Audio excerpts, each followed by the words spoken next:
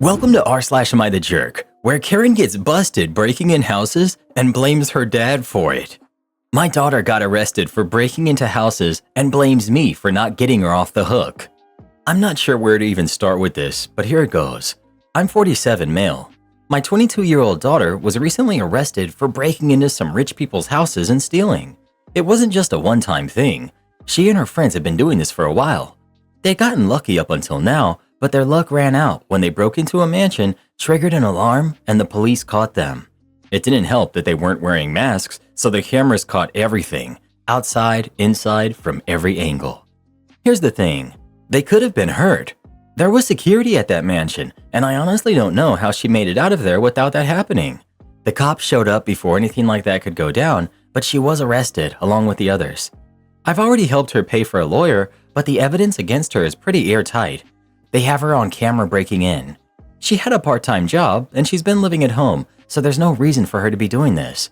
I have no idea what made her think this was a good idea in the first place. Now she's looking at potentially going to prison and could be kicked out of college for this.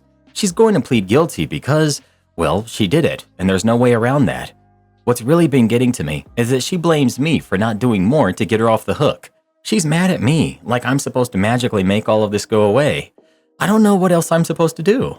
She made the decision to do this, not me. There's no logical reason for her to break into wealthy people's mansions and steal their stuff. She had a good job, was in school, and was heading down a good career path. In fact, the money she used was just for things she wanted. My wife and I paid for her school, food, clothes, and all her needs. We don't even make her pay rent. There's no reason for her to turn to crime. I guess I'm just looking for advice. How do I deal with this? I want to support her as best I can, but she's an adult. I can't fix this for her, and honestly, I don't even know if I should. Has anyone ever been through something similar with their kid? What did you do? How did you handle it? I'm just at a loss right now. Providing support doesn't mean you need to shield her from her consequences. You've already helped with legal representation, which is a significant gesture. Continue to support her emotionally and help her understand the importance of taking responsibility for her actions. Encouraging her to focus on rehabilitation and personal growth could be more beneficial in the long run, rather than trying to mitigate the legal consequences. Everyone sucks here. If you think parenting stops at 18, you should never become a parent. She was living under your roof and she chose a life of crime without you noticing. I'm sorry, that's just ignorance. You failed as a parent. My boyfriend wants to get our names tattooed. Not gonna happen. I get having matching tattoos, but each other's names? I really can't do that. A tattoo is permanent unless you want to pay more money to get it removed. So to me, it's permanent. My boyfriend and I have been together for a year or so, and he asked if we should get each other's names tattooed on us. I immediately said, yeah, no thank you. He was like, why? What's wrong with getting each other's names? I'm sorry, but no. I told him that I refuse to put anyone's name on me unless it's mine or my twin sister's, and only my twin sister, because she's the only person who's been in my life my entire life. Maybe my kid's name someday, but that's it. He said things like, this could actually show our love for one another. I told him we can still love each other very much without having each other's names permanently on our skin. I just feel like it's a stretch, and you never know what could happen in the future. It would just be a waste of money if we ended up breaking up. Then he said, my parents are still married and happy, and they got each other's names tattooed. Like, yeah, I get that, but I'm not doing it. It's just too far. I respect anyone who chooses that path, but I just can't do it. My boyfriend took this as me thinking we will break up soon and that I don't love him like he loves me, but that isn't true. I just don't want something stuck on me when the person I thought I'd love forever turns out to be someone I no longer love. Am I the jerk, or are my reasons valid? Edit. I'm 22 and he's 25. Update. We are not together anymore. I broke up with him like 3 days ago. He was showing lots of signs of toxicity, which many people warned me about. I'm sure he was talking to another woman, so yeah, I had to call it quits. Now I'm single and living great. I'm a tattoo artist. The amount of people who come in wanting their partner's name inked when they've been dating for less than a year is insane. What's worse is that 90% of the time, one of them is clearly being coerced or guilted into it. If I think for 1 second that someone isn't enthusiastic and committed to getting a tattoo, I'll refuse to work on them. It's not worth it. Today I messed up by misunderstanding what World's Strongest Coffee actually meant. So technically this happened on Monday, but it's definitely one of the biggest mistakes I've made in my life. For context, I absolutely love really strong dark coffee. There's a running joke among my friends that I drink jet fuel because I brew it so heavily. For whatever reason, that strong flavor psychologically gives me a dopamine rush and wakes me up before the caffeine even hits. Anyway, on Monday I had a really important client meeting and my boss had flown into town for it. So I had to meet her at the hotel pretty early in the morning and it was across town. I had to get up way earlier than usual and I was not having it that morning. Since I wasn't handling waking up early very well and was kind of in a rush, I hurriedly made my coffee and I made it strong. At the store, I had come across this coffee, which was once dubbed the world's strongest coffee. So I cracked it open, gave the filter a heavy fill, and I scurried away to do other morning tasks. I was really excited to try it. In my mind, strong was synonymous with the actual taste, not the caffeine content. For context, the company doesn't release the actual caffeine content, but tests show that a 12-ounce cup ranges from 300 up to 750 milligrams of caffeine, depending on how you brew it. Judging by my not-so-light brewing habits, I'm sure that number was far closer to 750. As I'm going about my morning, I'm hammering it down pretty quickly. I was slightly disappointed. It was strong, but not what I was expecting out of the world's strongest. But hey, whatever, it works.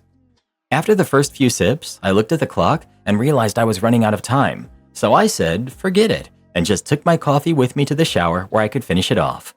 A few minutes into my shower, while I'm lathering up and jamming out to Cruel Summer by Taylor Swift, you know, as us dudes who are married to Swifties do, I start absolutely buzzing. At first, it was kind of just a little tremble, and I just thought, I chalked it up to drinking coffee on an empty stomach. Over the next few minutes, that feeling gradually increased, and I had the full-on shakes and I felt hot. At this point, I put two and two together.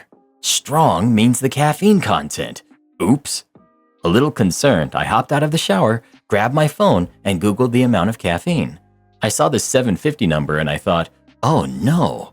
This sent me into a full-on caffeine-induced panic attack, the first panic attack of my life.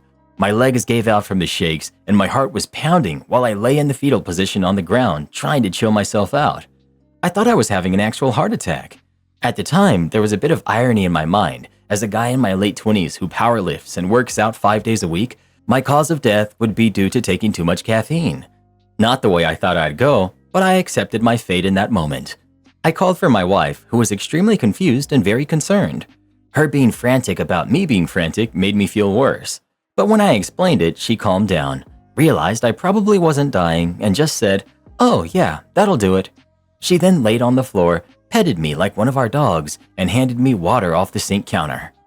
After about 15 minutes, I chilled out a little and realized I was okay-ish. My wife kept an eye on my heart rate and stuff just to make sure I wasn't actually having a heart attack. For the rest of the day, I was wired and definitely worried, but now I think it's funny. I ended up missing the meeting and my boss was a little ticked off that she flew down here. But hey, stuff happens. Sometimes we're dorks and we drink way too much caffeine. My question is, who in the world wants that much caffeine at once? My boss renegotiated my new job start date behind my back. I've just given notice to leave a job that I love because my manager has become intolerable.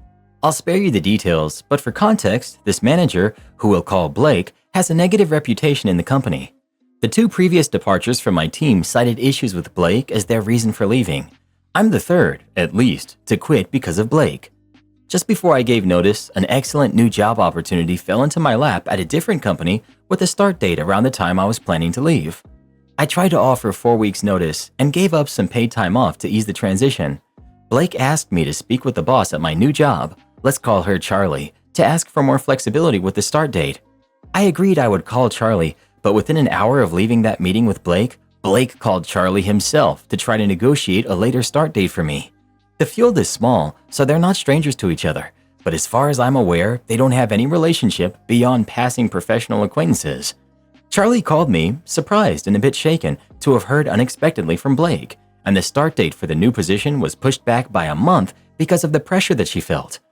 I stuck to my original notice of 4 weeks anyway because I'm confident I can wrap up my work in that time. Frankly, I'm tired of being bullied and was not interested in being cornered into staying longer in a position that I want. HR has been made aware of the situation with Blake from the beginning and has been supportive of me, but upper management is hesitant to take any action despite the ongoing departures.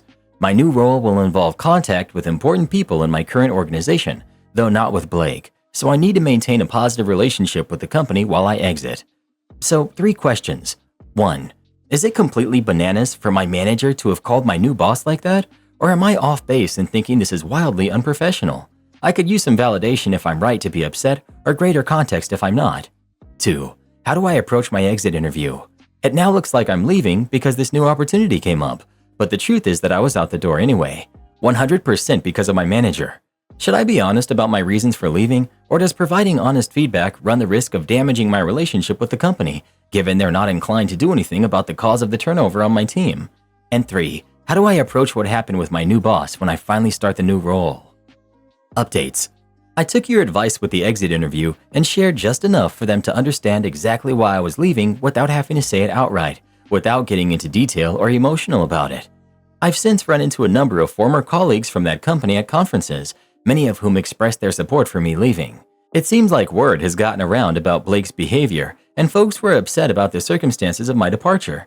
However, as far as I know, Blake is still at the company, so it sounds like not much has really changed there. One commenter asked how it went when I informed Blake that I wasn't changing my end date. The answer is remarkably smoothly. Blake did express that they were upset I didn't negotiate with them more before putting it in writing, though by that point, HR was involved in the situation and explicitly backing me up, so I suspect they knew that throwing a bigger fit about it would cause them more problems than it would for me. Many commenters expressed concern that my new boss, Charlie, had given in to Blake's demands and what that would mean for our working relationship moving forward. That's a valid worry, and I appreciate everyone who brought it up. In this case, as some commenters noted, there were a lot of factors at play that pressured her into agreeing, not least the relationship between the two companies. She was pretty transparent about the complicated politics behind the decision, and I opted not to push the issue of the start date so as to not put her in a more difficult situation than she already had been cornered into by Blake. I'm very fortunate to be in a situation where being without work for a month was more of a vacation than a hardship, but I recognize that I'm very lucky for that to be the case. I'm happy to report that over 6 months in, things are going very well. The job is a big step up professionally. I'm enjoying it, and my new boss is great to work for. We've been able to acknowledge the bumpy transition period at the start, and she recently expressed to me that she thinks I handled the situation very professionally, which was a relief to hear. Everything has worked out well in my favor, and I'm so glad to have made the choice to leave the previous company. Am I the jerk for not being supportive of my girlfriend's decision of running a half marathon? I, 28 male, have a girlfriend who's 28 who recently decided to sign up for a half marathon in December. The reason she signed up is because she doesn't want to attend an event that's happening on the same day, so she figured this would give her a built-in excuse. That's pretty wild to me. She asked me beforehand, and I told her I thought it was a bad idea. She doesn't like running, nor does she run regularly, and I suggested she could find another excuse that doesn't involve running a half marathon. However, she still signed up anyway. She then told me that she would follow a 12-week plan for running the half marathon, which was given to her with her registration. Here's the thing. I'm a runner in an elite running club. I've run over a dozen half marathons and countless 5Ks and 10Ks in my life. This summer alone, I ran a 10K and a half marathon.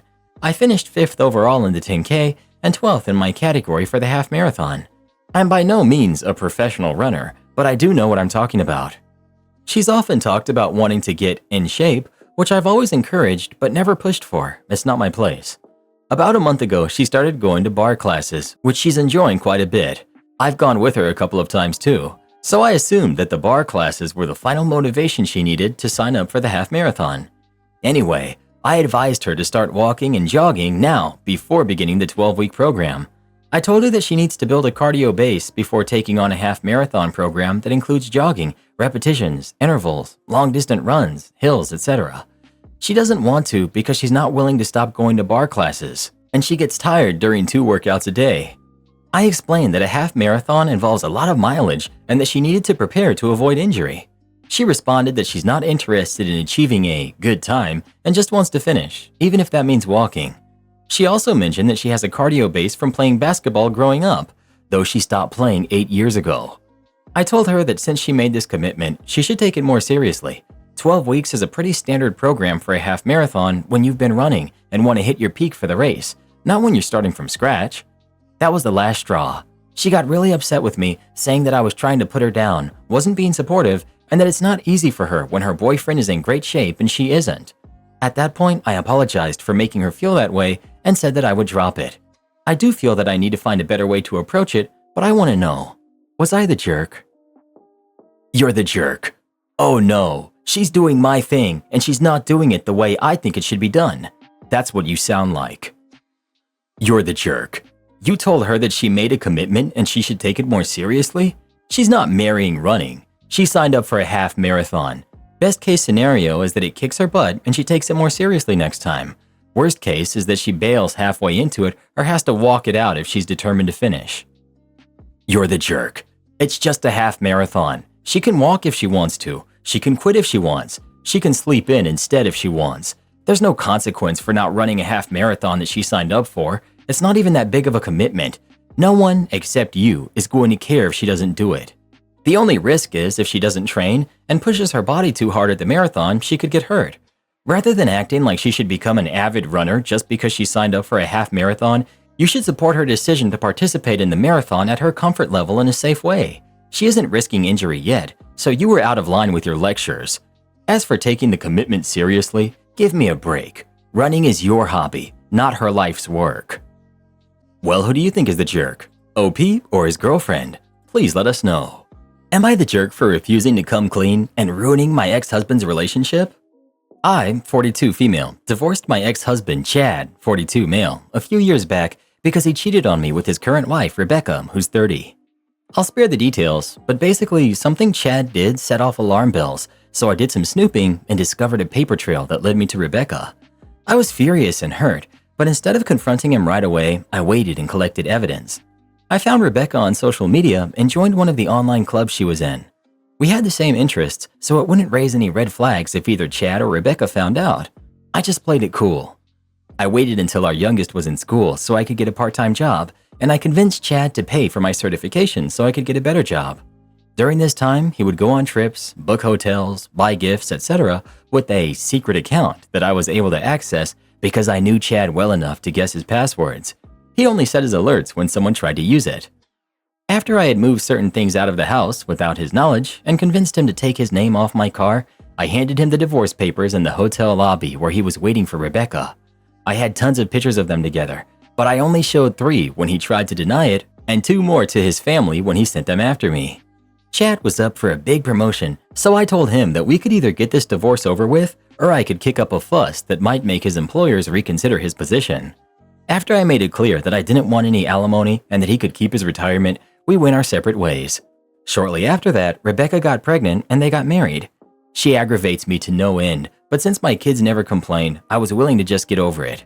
Then recently, Rebecca decided to get a little arrogant and publicly criticized my parenting because my kid didn't do so well at the end of the school year. She said she'd raise her kid to be smart. In the heat of the moment, along with some built-up anger, I lied and said it wasn't very smart of her to tip off the wife that she was the affair partner. Chad wasn't there, but his mom and sister were, and he called me that night to ask me about it. He always wondered how I found out, and instead of telling the truth, I said that Rebecca was the one who tipped me off with the photos and told me when and where they'd be. For some strange reason, Chad asked me to keep our kids for the whole summer, which I was willing to do in exchange for getting them on Christmas. I heard a few weeks later that Chad and Rebecca didn't have a very good summer. Rebecca has been messaging me constantly about this, but if it doesn't have anything to do with my kids, I'm in silent mode. I was talking to my brother about this, and he thinks that while it's understandable why I lied, it was still wrong. But since I don't care about Rebecca or Chad, I have to ask, am I the jerk? Not the jerk. They cheated, so of course they don't trust each other. She not only got with a married man, but is also criticizing you. Not fair. My Karen wife demands a new car and respects her rich father more than me. My wife, 35 female, and I, 35 male, have been together for 10 years and married for 5. We grew up completely differently. She's the only child of a surgeon father. Her mother passed when she was 2, and it was her and her father for most of her life. He remarried when she was 17. He's wealthy, sent her to a private school, paid for her college, and when we met a decade ago, he was still paying her rent, even though she had a solid job. I come from a poor family, but we both have pretty good jobs and make around the same amount of money now. She's such a daddy's girl, and it's been affecting our relationship. Anytime she wants or needs something, she goes to her dad first, and sometimes it's about things I could have helped her with. I work in tech, and back when we started dating, she was starting grad school, and she asked her dad what laptop she should get. I told her I actually work in the field, which she already knew, and I could easily answer that for her and get her what she needs, and she just kind of shrugged. Okay, fine. These little things have happened throughout the last decade, but there have been bigger issues recently. Last year, she decided that she needs a new car. I disagreed. Her car is fine, and she works from home and barely even drives. She was adamant though. About a month later, she tells me she's getting a new car. I told her we need to make these decisions together, and we share finances, and this is a major purchase. She says, "Oh, my dad is buying it. He said we can just sell mine and get some extra money." I told her it's kind of ridiculous to ask her dad to buy her a brand new car when she has a perfectly good car, and we don't need it anyways. She got upset and said it's not that big of a deal, and her dad doesn't mind, and that the car wasn't that expensive anyways. She said I'm overreacting and that it's okay for her dad to do nice things for her. She got a brand new 2022 car completely paid for by her dad, and we sold her old one. Now we are buying a new house. We recently narrowed it down to 2 options. We were discussing it last week, and my wife says, "Oh, I don't think House A is good. My dad said he thinks we could do a lot better with our budget." Before she talked to her dad, she loved House A. So I got a bit frustrated and said it didn't matter what her dad thought because this is our family home and he won't be living there. She got angry. We started arguing. We both said mean things.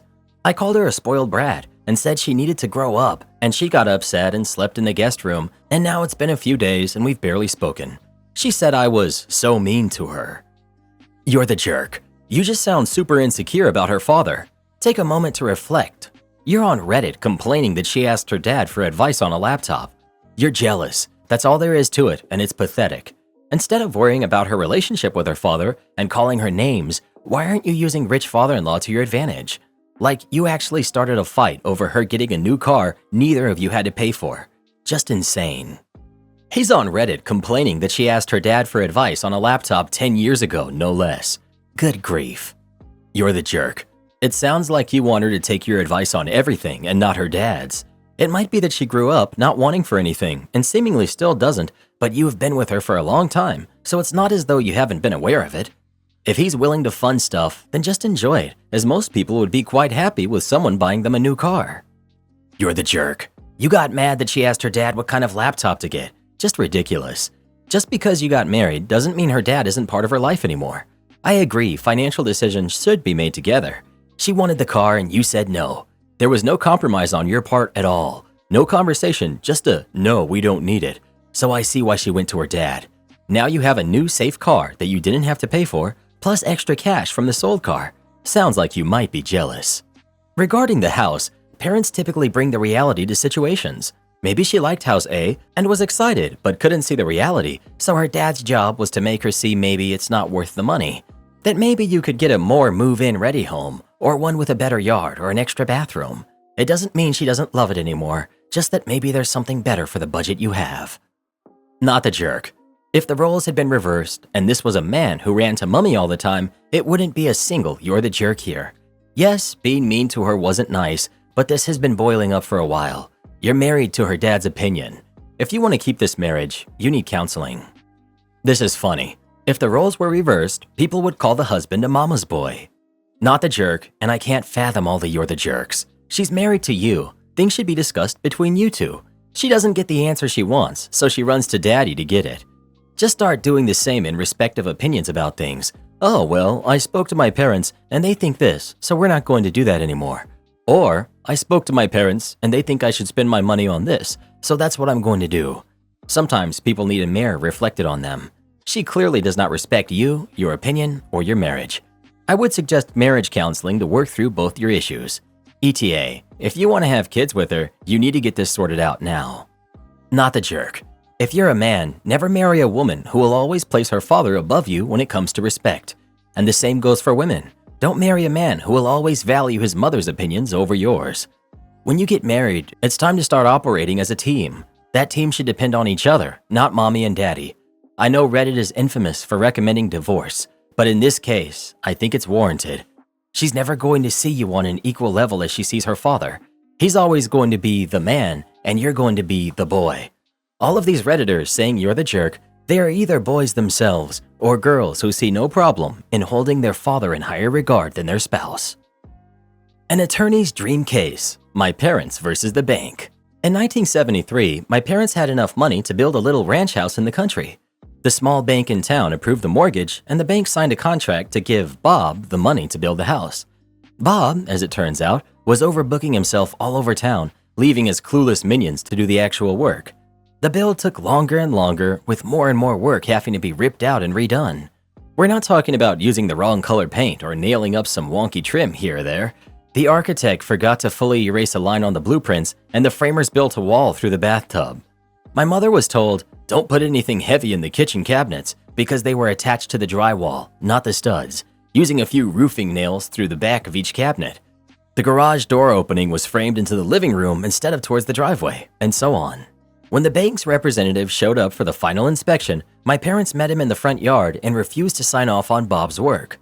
Then representative became angry as the bank had paid Bob a lot of money. He strode to the front door and pulled on the doorknob, whereupon the entire door, casing included, fell on him. It had simply been wedged, not nailed into place. The bank called Bob, who finally showed up to supervise the work himself. The only problem was that Bob wasn't any better at building a house than his minions were. My parents still refused to sign off on the house. My mother was a stay-at-home mom in a nasty rental with 2 tiny kids, while my dad was working 2 jobs while this was going on. Throughout the entire process, the bank and Bob treated them very poorly, bullying my mom and lying to my dad. What should have been an exciting time for my parents was ruined. My mom cried a lot, and my dad got pretty depressed. Finally, the bank threatened my parents with foreclosure, and Bob threatened to sue my parents for breach of contract because the bank refused to pay him any more money. So my exhausted parents went to an attorney and gave him the rundown. Plumbing, electrical, tiling issues, the whole sorry mess. My parents were scared.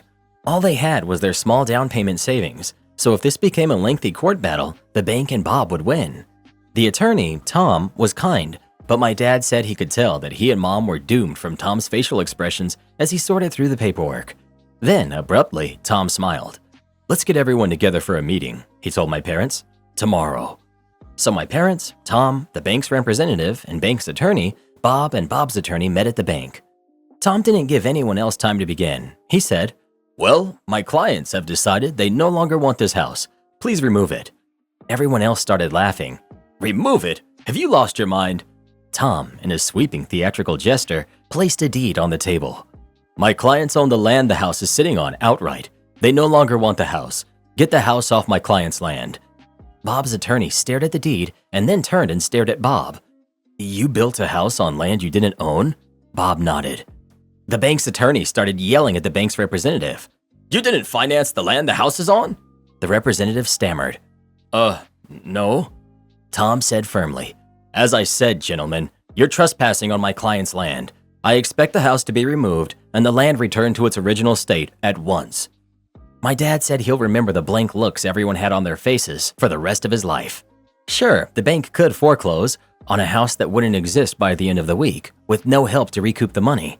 They didn't even own the land it was on. Bob was out the 50% he had paid out of pocket, plus he was on the hook for tearing down the house and removing it. On top of that, the bank would also want him to repay the initial 50% they'd given him. Could they have gone after my parents? Sure. A foreclosure would have meant bad credit for my parents moving forward. They might lose their down payment, but to sign off on the house in its condition at that time would have meant thousands and thousands of dollars in cash to replace and repair everything from the roof to the basement before the house could even be lived in. The bank knew my parents didn't have that kind of money. They're the ones who approved the mortgage. Suddenly, my parents were good people. It was all such a misunderstanding, and the bank and Bob couldn't do enough for them. The house was brought in line with the original blueprints and specifications immediately, at no extra cost to my parents, but at considerable cost to Bob. My parents signed the mortgage, Bob got the rest of his money, and just about broke even on the build. The bank's representative was fired. And Tom, attorney extraordinaire, got a stinging tale of triumph to recall to fellow attorneys for the rest of his life. Before you question this tale, please remember that 1973 was 50 years ago. Banks did things differently back then. Smaller rural banks, in particular, were not run the same way the bigger city banks were. There were far fewer federal regulations, and in a smaller community, people didn't always follow them anyway. I'm pretty sure they don't always follow them now. Yes, they built a wall through the bathtub, No, I'm not making it up. I even left out how a plumber left his lunch bag on a partially built kitchen cabinet, but the cabinet maker didn't feel it was his job to move the bag, so he left it there and built the rest of the cabinet around it. I don't know where Bob found these people, but they were gems, every one of them. Am I the jerk for planning to move out of state for college, leaving my single mother sister alone? I, 18 female, have a twin, Mary. We don't have any more siblings. Mary got pregnant when she was 14. She couldn't find the father to tell him that she was pregnant, and he is still nowhere to be seen. We've lived with our parents in a 2-bedroom apartment for nearly a decade now. So when Mary gave birth, her baby had to stay in our room. My parents worked more so they could provide for the baby, so it was mostly Mary and I at home taking care of her baby. If I wasn't at school, my parents would demand that I go home and help my sister with her baby. I had no life, no privacy, and no love or attention since my sister had her baby. I know obviously the baby and mother take priority, but I felt so alone. At 14 to 15, it was very hard for me to come to terms with my parents not asking me how I'm doing anymore, not congratulating me on my achievements, coming to my games, taking care of me when I was sick, etc. I became resentful of Mary and my parents, but I did a pretty good job at never showing them that. I knew the feelings would pass, and it did by the time I was 16. I got a job at 16, so I had some time to myself outside of school and my niece. My parents then coerced me to contribute almost 80% of my wages to help Mary take care of her baby. I've always been a pushover, so I couldn't say no, especially because Mary and the baby did actually need the money. Most of the money my parents made was going to bills, rent, and car payments. Anyway, I told my parents I got into a very good college out of state on a near full scholarship and that I'm planning to go. They asked me how I can think it's okay to just leave them to take care of Mary's baby. I asked why I should stay in a shared bedroom with my sister and my niece for my college years. They said not everything is about what I want, and sometimes people make sacrifices for family as they are doing. Mary jumped into the conversation by saying she wouldn't go off to another state and leave me, a single mother, alone if the roles were reversed. I said she isn't alone, our parents are here. She said it's not the same because they're always gone for work. Am I the jerk? Not the jerk. What are you supposed to do? Put your life on hold forever? OP. I actually asked my mom when it would be acceptable for me to leave and live my own life, and she said when Mary isn't a single mother anymore. So I have to wait till she gets a serious boyfriend or a husband and moves in with him until my duties are done. I'm not willing to do that. Do this next. Tap here on your screen to come see our new podcast playlist, where you'll find thousands of hours of the best stories you've ever heard. Or tap the one on the right. That episode is specifically just for you, based on other videos you've enjoyed the most.